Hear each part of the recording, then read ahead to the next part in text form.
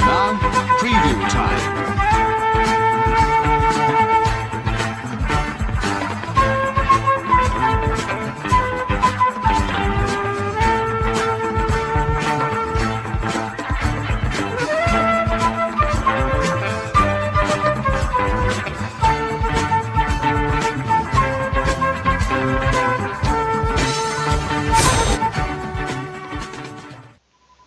Hello, and welcome to episode 2 of Look, Look and Look Again, season 2. Now, I remember as a little one sat with my mum and nan watching daytime TV. This is before I went to school, which were days of unadulterated hell for me, but that's another story and one I don't particularly want to go into. Those who bullied me, I hope you have suffered in your life as you've made me suffer for all those years, you evil fuckers. Ah, that feels much better, my dear viewer.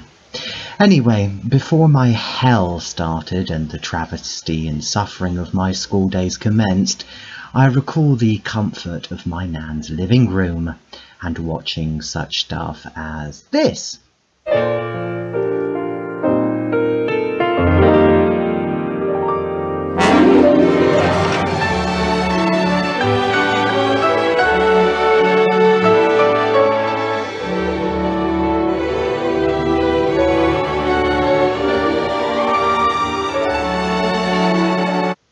And even fonder memories of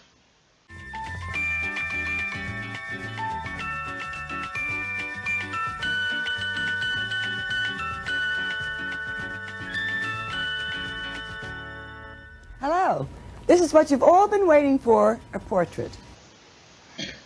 I even insisted to film me having a tantrum on my nan and mum getting a knife from the kitchen and a toilet roll which they put on a bit of string to attach to a Formica white board to imitate the artist Nancy Kaminsky from this programme. And there I would go with all the paints and plaster on the paints using the palette knife. God only knows what I would have created. Oh, and of course we mustn't forget this. Not pretty, but this little doll, she's carrying a basket with some flowers in. And what's she got? No, nothing in the other hand. And this one here, she's carrying a lovely sort of parasol. But I think this was more of an afternoon thing. However, after the Sullivans, which we saw initially, when that programme finished, it was followed by this.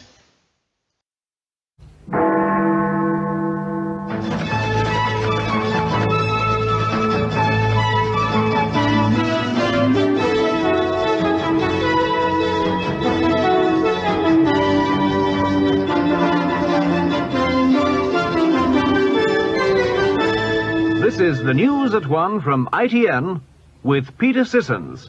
Hello, good afternoon.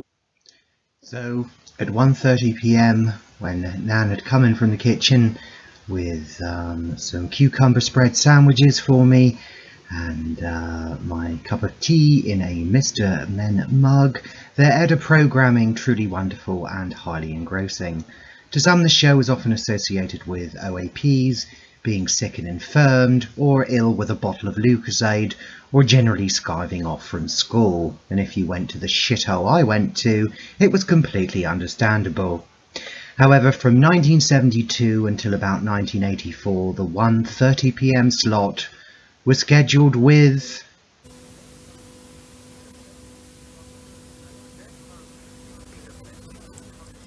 The death last year of Peter Best, photographer and fashion world personality, made headlines, one of the few women to succeed in a predominantly male field.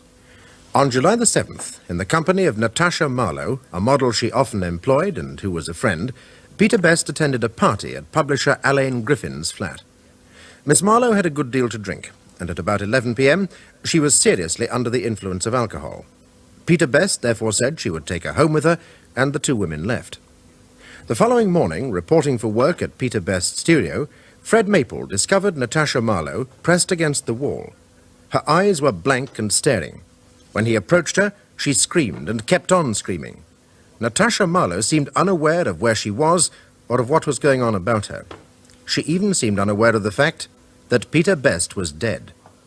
Today in Fulchester Crown Court, Natasha Marlowe stands accused of the murder of Peter Best.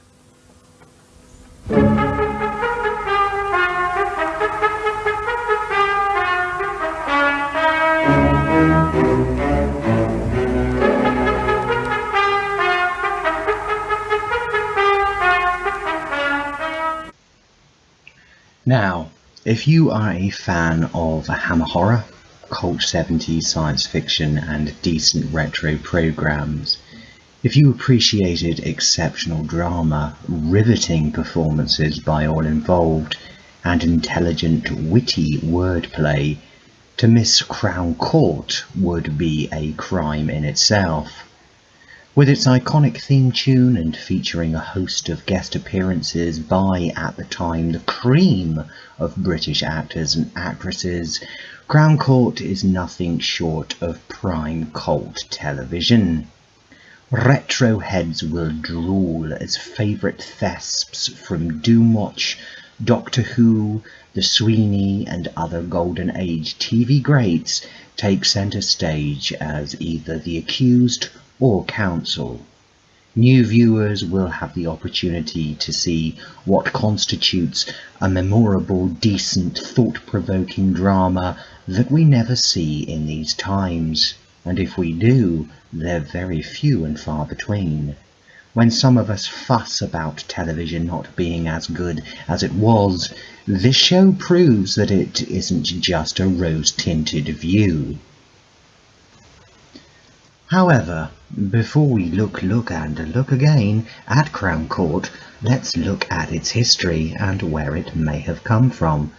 Crown Court wasn't unique in terms of its format. Oh no, we can go back as early as a program called The Verdict Is Yours, which was a United States of America import screened on the ITV network between 1957 to 1958. Also, steering away from the imports, we have enough saturation of these nowadays, one of the homegrown courtroom dramas which may have influenced Crown Court was Boyd QC, which ran from 1956 to 1964 and starred Mr. Michael Dennison in the lead role. Alas, no episodes exist, but I would imagine through my research the format was similar. It was a dear old 1970s where things began to shape the format seen in Crown Court as a programme called 6 Days of Justice aired, and as this clip shows with dear departed Molly Sugden, I love her, it was something most similar. Well, then he called out. What did he call out? Hey, you. Just like that. Hey, you. And what did you do? Well, I went on serving Mr. Warren. You didn't say anything to him? No. And then? Well, then he came down the bar and stood there sort of gawping at me. And, well, I told him that if he wanted to be served, he'd have to behave himself. And couldn't he see that I was already serving another customer? And what was his reaction? Well, he went back along the bar and I went to serve him. Only then he said something and I told him I wasn't going to serve him. What was the something he said, Mrs. Dunn? He said if me ears were as big as my mouth, I'd have heard him 10 minutes ago. And at the same time, we can't also overlook this either.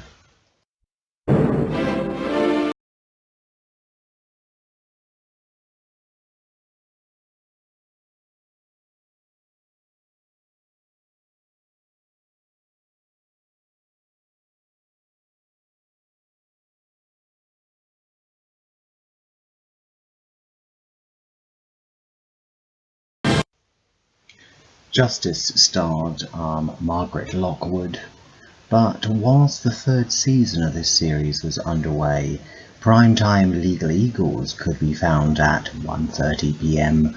on a Tuesday, Wednesday and Thursday, and crime mixed with cucumber sandwiches and cups of teas, as the nation around at this time were hooked.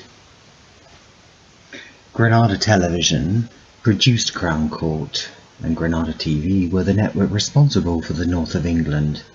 In 1972, the goalposts changed and broadcasters relegated to a time-conscious output of programming could show an additional 20 hours a week on top of their normal output. Whilst the Border opted for the twee Mr. and Mrs. with Derek Beatty, and Yorkshire gave us wellies and whinging in the original Emmerdale Farm, Granada struck gold with something entirely different. The Crown Court format was shown over 3 consecutive days for each case, Tuesday to Thursday. Unusually, instead of prime time, they opted for a 1:30 to 2 p.m. lunchtime slot, which was a stable format for its entire run from 1972 to 84. The only time the schedule diversified was in 1976, when it was put out in the evening and its duration changed to an hour long. An unsuccessful experiment, in fact, and it was soon put back in the schedules where we all loved it to be.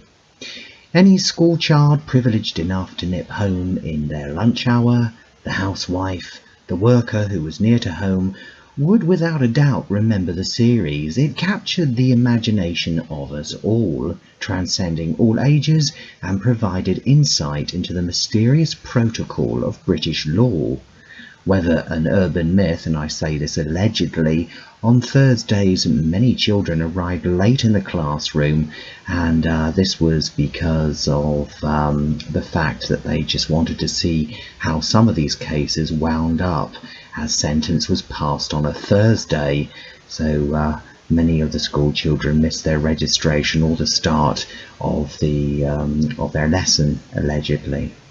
Each episode for the series was filmed within a day, and on occasion even the main actors didn't know the outcome. The jury was comprised of members of the public local to Granada studios, with exception of course of the foreman, who had a speaking part. All stories had to be strictly adhered to current law, although a fictional premise. This proved a challenge for some of the writers and producers. Howard Baker, 1983's producer, commented on Crown Court as being like ballet in corsets on occasion. As well as the characters of the accused, there were also regular QCs and a few judges that differed in their style and acidic verbosity. I can always remember my nan saying, "Oh, I like him," or "Not that miserable old bugger." I remember this so vividly. Despite the clarity and concentration on display in nearly every tale, this wasn't light viewing or naff as in some sort of mess we witness today. It's only a lunchtime slot, let's show any old shit was categorically not what was in the mind from the premise. The QCs, barristers and witnesses, or the guilty party, were of course actors, and as I said, the jury were real. Sometimes the outcomes were never revealed, or a few versions were filmed, so the jury also had a surprise at the denouement on the Thursday. Some cases covered treason, espionage, murder, rape, drug abuse, paedophilia and euthanasia. As you can see, it wasn't the most light of viewing for a lunchtime. Some of these episodes also dealt with supernatural, bizarre themes. One of them dealt with witchcraft, and this was only a smidgen of the high calibre of realistic diversity on offer to the enthralled audiences. Most still stand up and are as relevant now as they were back in the day. The fashions really are the only major difference in time. Over the duration of its run, Crown Court sported 300 stories, and for those who want further facts, 879 episodes, all at 30 minutes in length, apart from the aforementioned hour-long specials, were actually screened. I'm aware that all stories have their unique identity, whether in the first series it was Regina versus whoever, or individual story titles hinting at the case type. However, don't let it deceive you, as there will be plenty of twists and turns within the storyline's framework, and what you might think at the beginning soon goes off at a tangent. Stories to watch out for are The Death of Dracula, Sugar and Spice, The Juju Landlord, Vermin, Party's Over, and Caper Amongst the Catacombs. This story actually features an exorcism taking place in the courtroom. Another worth mentioning is Upward Fall, written by absurdist playwright H.F. Simpson. The story allows Crown Court to parody itself when the case focuses on a retirement home which is built on a cliff top, with the loos about 300 foot at the bottom. Actors to have graced some of the episodes are Ben Kingsley, Brenda Fricker, Robert Powell, Ralph Bates, John Alkin, Ian Marter, Richard Wilson, Dorothy Vernon, John Barron, Art Malek, and several hundred others that will make you utter, "Isn't that chap or isn't that lady you used to be in?" Don't run away with the idea that because of when it was screened or the time it was shown that it shies away from eyebrow-raising content. For its time, the grotty subject matter and ripe language would have rattled suburbia. Don't distress yourself. Well, a bit later on. I don't know, perhaps I've been asleep in between routine. But I realised he had my blouse. He was fiddling with my bra, trying to get his hand in. Now, where was he then? On the sound lounger by you, standing, leaning over you, or where? He was sort of kneeling down by the side of me. He was kissing my hair. I could smell the smell of drink when he breathed. Now, when, as you say, half asleep, you felt that's what he was doing and realised that he was trying to take advantage of you, what happened? I jumped up. I woke up with a shock. I told him I was a dirty old man and I'd tell his wife. Immediately, as soon as you were aware that he was touching you, that's what you said and that's what you did? Yes, straight away. That's how my bra strap got broke, because his hand was caught in it, and it tore my blouse too. Yes, and when you did that, what did he do? He's more or less on his hands and knees. Well, at this point, I'd like to say that I didn't know too much about witches and covens. They may have even turned vicious Please, on me. Mr. Saxon, what did you reply? Well, I didn't see why I should sweat alone, so I dropped poor Laker in it.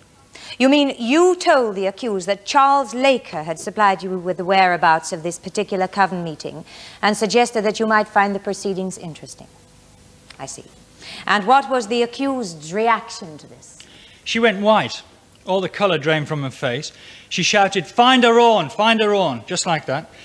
A minute later, Laker was hustled up, shaking like a jelly, protesting innocence.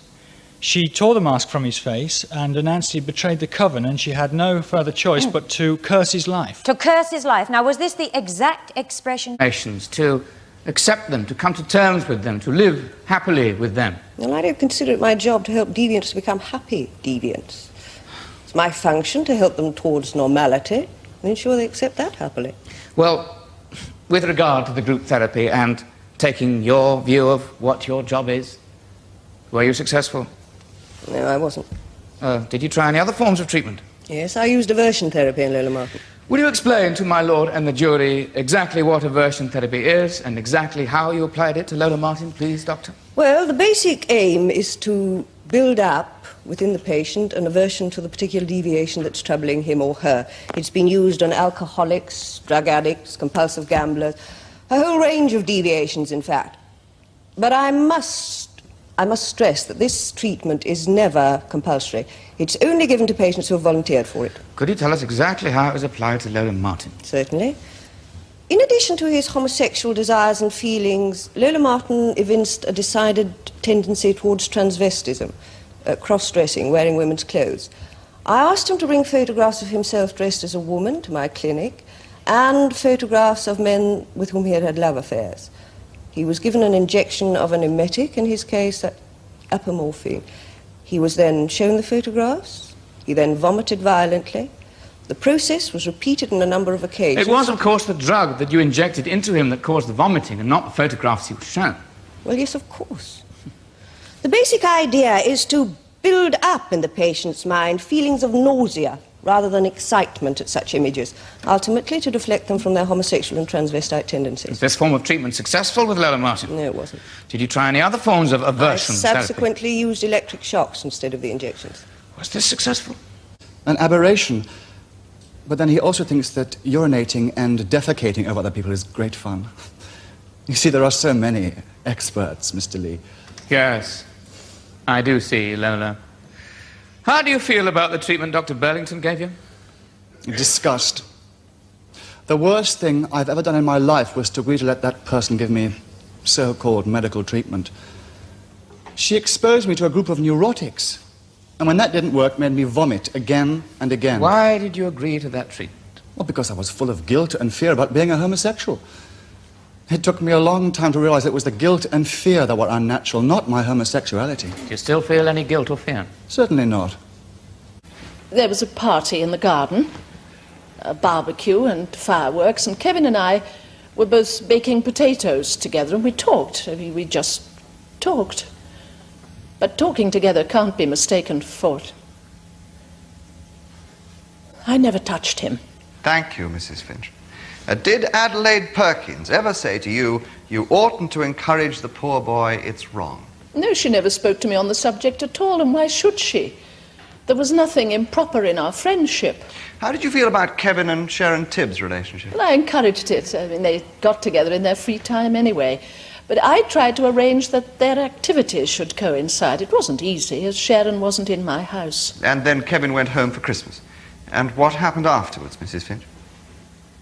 I realized that I was deeply fond of him, and that it wasn't loving a child anymore. If we look at Crown Court, we have to ask ourselves, and in these times, would we really be able to show such stories today, especially with their candidness? Because we live in an age where everybody is pampered and no one should be offended. I doubt we will ever see anything like it again, especially in a lunchtime slot. Ashamedly, certain stations in modern times have gone for fluff, if not the majority, which are filled with decrepit imports or third-rate attempts at some sort of drama for lunchtime viewers, not forgetting endless crappy antiques program. You can see that Crown Court is trillion leagues above such visual abortions that we get now. Crown Court is highly addictive stuff, and if you savour quality, intensity and breathtaking dramatic skill on all levels, you found your holy grail with this programme.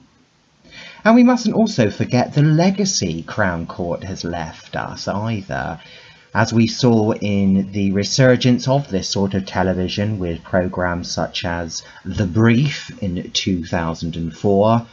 There was also another programme called The Jury around the same time, and You the Jury in 2017. And of course the much lighter Judge Rinder owes some respect and homage to it. I am unsure whether this could be remade. Most audiences now, with their self-absorbed lifestyles and a generation with the attention span of a gnat, would probably find it difficult to focus. And there is also the calibre of actors.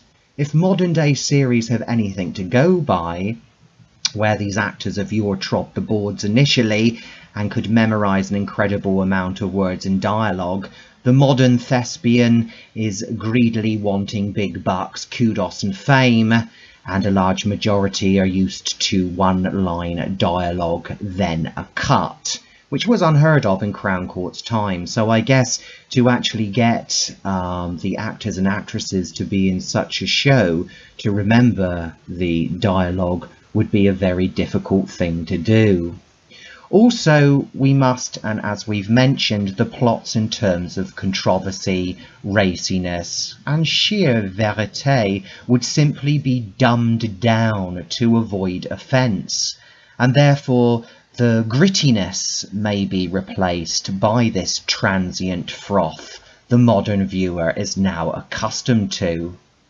We can only hope, but hoping is all that we can do, dear viewer. The 8 seasons of Crown Court are available on Region 2, courtesy of Network DVD, and the first box set features the untransmitted pilot episode. This is notably different as it uses a different format. The music differs and the judge rounds up the verdict rather than the jury. The story The 11th Commandment can be found tucked away on the Season 3 disc set of The Sandbaggers, as it features Roy Marsden. Legal TV on satellite, which became Red TV, surprisingly screened all the episodes back on satellite television in about 2007-2008 onwards, but alas, they haven't been reappraised since. This is such a shame. We mustn't also forget, of course, the awesome Baroque-ish track that ended the show, which is called Distant Hills, and was composed by the Simon Park Orchestra, and this tune was supposed to represent the emotions of the guilty man or woman as they are taken away to prison and observe the bucolic landscape from the meat wagon of the English countryside. Let's have a look as we round off at some of the actors who appeared in this show, just a few of hundreds who went on to other things. I refrain from bigger and better as this is debatable and dependent on your viewpoint. So, until our very next episode, which will be the third of Look, Look and Look Again, I just say to you, send him down!